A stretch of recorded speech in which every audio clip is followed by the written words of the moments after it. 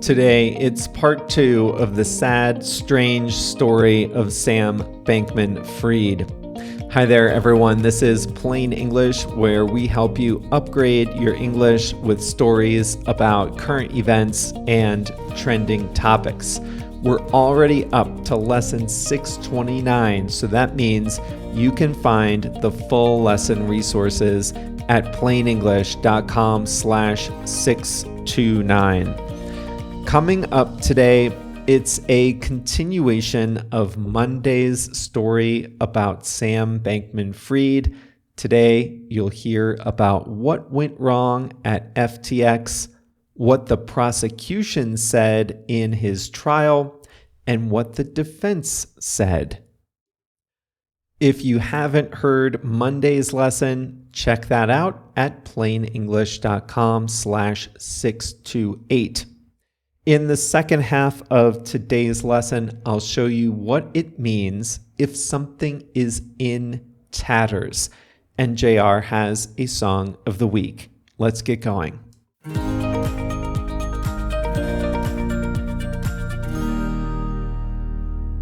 Cryptocurrencies, since their beginning, have always been risky.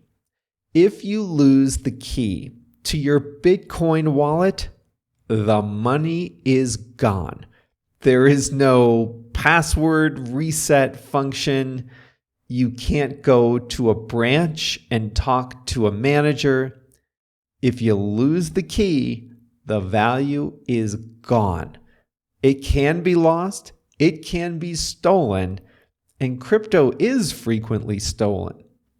Now, add to that, a lot of businesses in crypto are not exactly safe businesses. There are no regulations. That's one thing its fans love. For a long time, though, some people wanted to participate in crypto, but they were forced to do so on platforms and with companies that did not have great reputations. And every so often, an exchange or a wallet would get hacked or just blow up. And that made a lot of people nervous. Sam Bankman-Fried was an active crypto trader at his company, Alameda Research. And Sam Bankman-Fried spotted an opportunity. The opportunity was to create a company that would be like the responsible, respectable place to trade crypto.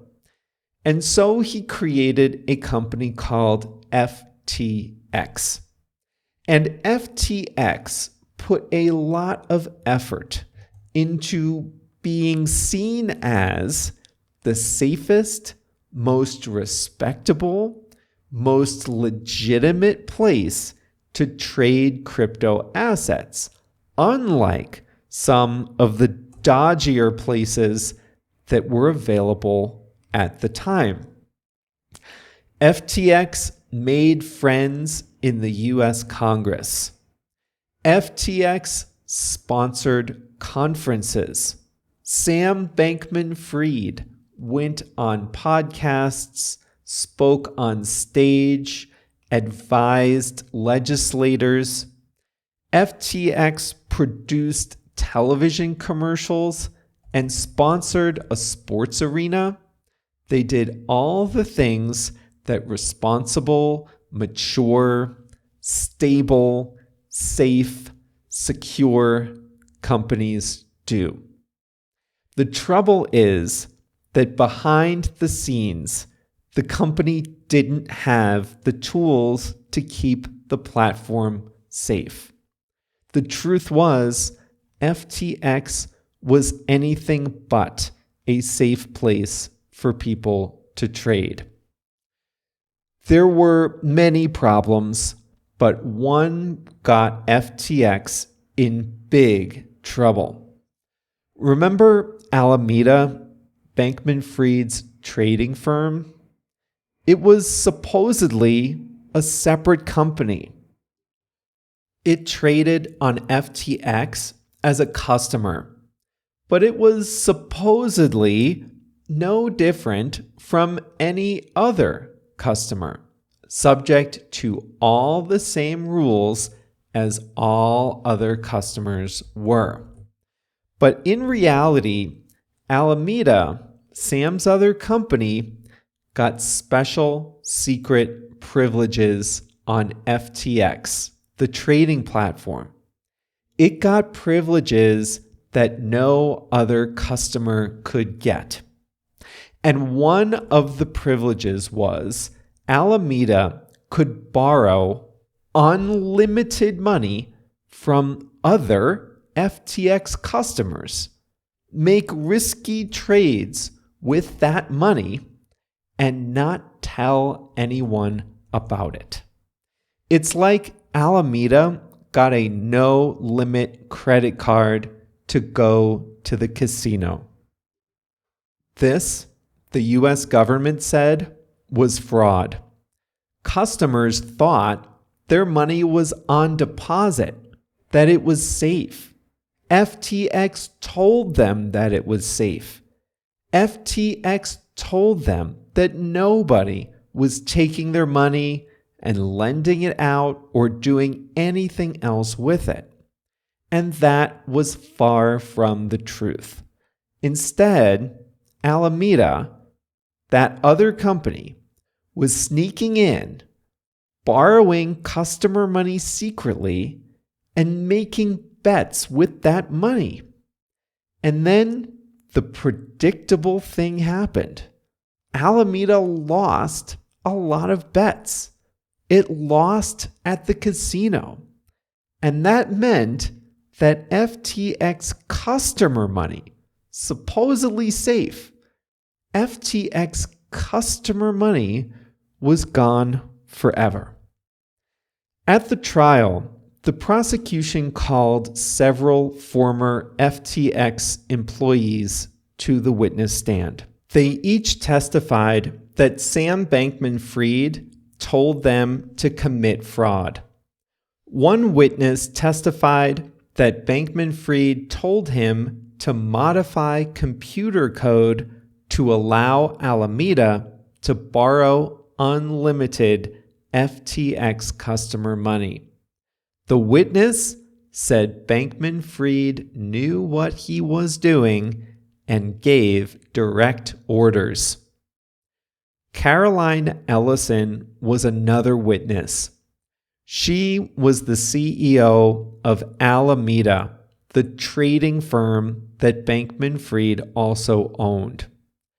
Alameda had borrowed money from banks, and they occasionally had to send those banks a balance sheet, basically a truthful financial statement of the company's assets and its debts. Now, the bank had a right to accurate information, but providing accurate information became increasingly difficult as Alameda lost more and more FTX customer money it could never pay back. So they tried to cover it up. Here's a story Ellison told. She said that one time she prepared a balance sheet that showed how much money Alameda had secretly borrowed from FTX and lost. It was bad. They owed way more than they had. And if that balance sheet ever became public, then it would expose the fraud. So at Bankman-Fried's direction, Caroline Ellison said she created 6 more versions of Alameda's financial statements, getting progressively less truthful each time. And Bankman-Fried was happy with the 7th version of the balance sheet, the least truthful. He ordered her to send that to Alameda's banks, and that was also fraud. The balance sheet is supposed to tell an accurate, truthful story about a company's assets and debts. There shouldn't be a second version of a balance sheet. If there are 7, then that is a real problem. The defense told a different story. The defense said that this wasn't a crime. This wasn't a fraud. This was a bunch of young people who just got in over their heads. Bankman-Fried didn't know what was going on. He was too busy. Sure, he made mistakes. Sure, he should have had better controls.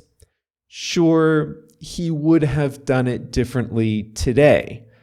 But this wasn't stealing. This wasn't fraud. Look at him.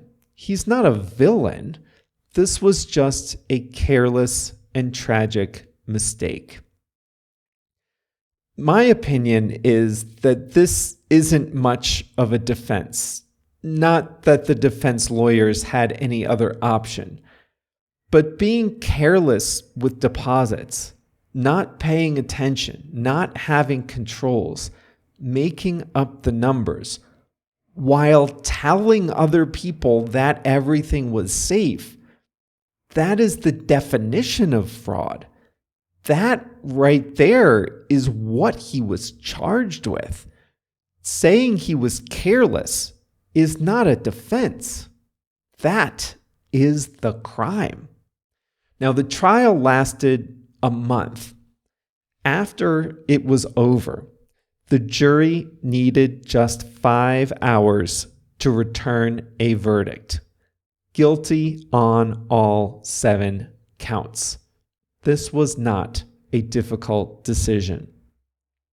Sam Bankman-Fried faces decades in prison. Sentencing is in March.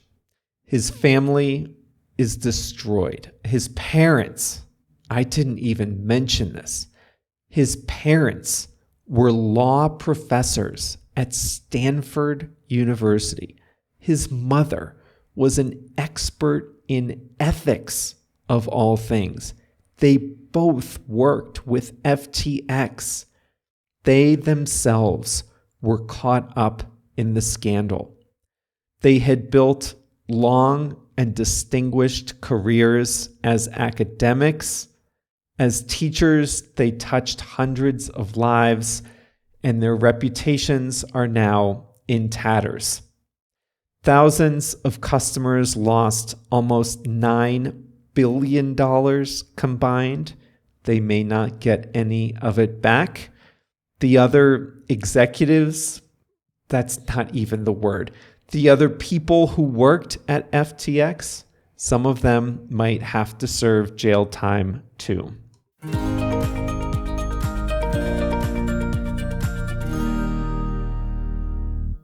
People were looking for a villain. Certainly, the prosecution painted Sam Bankman-Fried as a villain.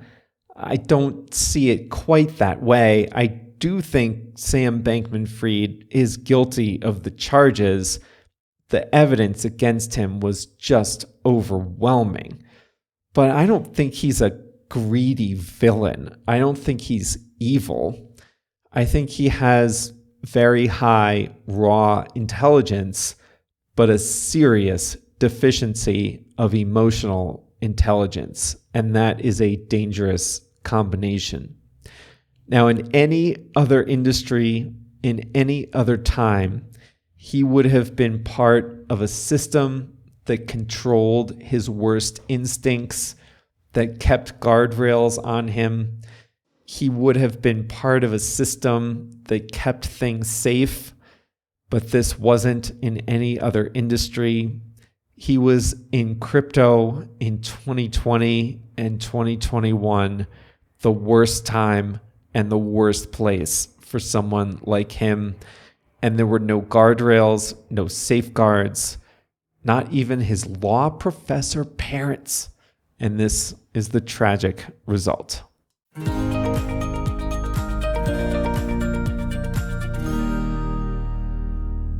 It's Thursday, so JR has selected a song of the week for us. It's called You Could Start a Cult by Niall Horan. A cult is like a group of people who have a religious-like devotion to just one person. So you could start a cult is sort of a compliment that you're good enough to be the figure of devotion. I don't know if that's the kind of compliment I would want, but it's a good song with good vocals. You Could Start a Cult by Niall Horan is the song of the week. Thank you, JR.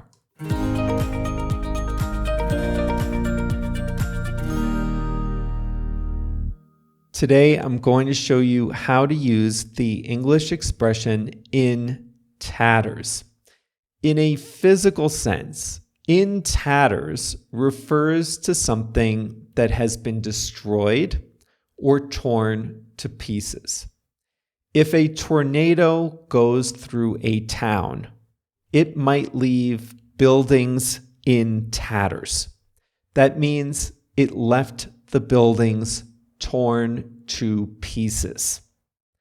A really sad situation in Mexico. The resort town of Acapulco is in tatters after a strong hurricane hit Mexico's Pacific coast. The town is in tatters. Small buildings have been completely destroyed. The tall, gleaming hotels and apartments along the coastline are in tatters too. Their windows were blown out by the wind, and their interiors are a mess from the rain and the exposure. With their city in tatters, many residents of Acapulco have had to leave and stay with relatives and friends in other parts of Mexico. Those who stay face a long struggle to rebuild.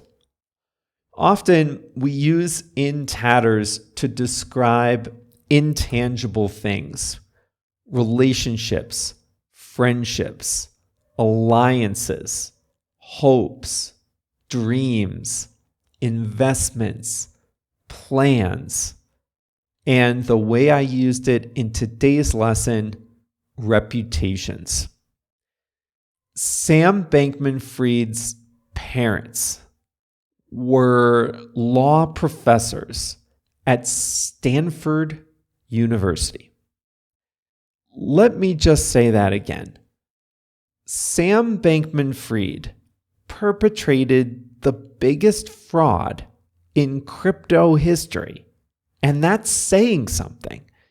And his parents are professors of law at a prestigious university. Now, you might be imagining that during this whole thing, Bankman-Fried's law professor parents weren't involved in their son's company.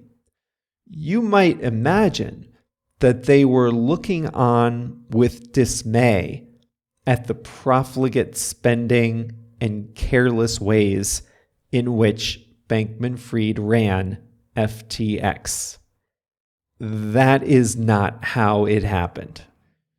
Joe Bankman, the father, was a legal advisor to FTX during all of this. He even appeared in a television commercial for FTX, and he personally requested a $1 million annual salary. Barbara Fried, the mother, steered FTX company money toward political causes that she personally favored. So here are two law professors who are both hip deep in the biggest financial scam of this decade. They were not convicted of anything. They were not charged. They were not even on trial. Even so, their reputations are in tatters. Your dreams can be in tatters if something happens to ruin your plans. Here's one example that ChatGPT suggested to me. Her dreams of a perfect wedding were in tatters when heavy rain ruined the outdoor ceremony. Well, that's sad, ChatGPT. The New York Jets spent big money to get a star player, Aaron Rodgers, and just a few minutes into the first game of the year, he got hurt and he'll miss the rest of the season. So the Jets' dreams of winning a championship are in tatters. An agreement can be in tatters. We can say this if two sides are trying to come to an agreement, or if they have an agreement, but something happens to ruin that agreement. All right, on that note, we will say goodbye for now, just for now, because you never have to go more than a few days before the next Plain English comes along. And that will happen on Monday morning, bright and early, 6 o'clock a.m. Chicago time. They're published to your podcast feed and on the web. Now remember, this was lesson number 629, so the full lesson resources are available at plainenglish.com/629. See you back here on Monday.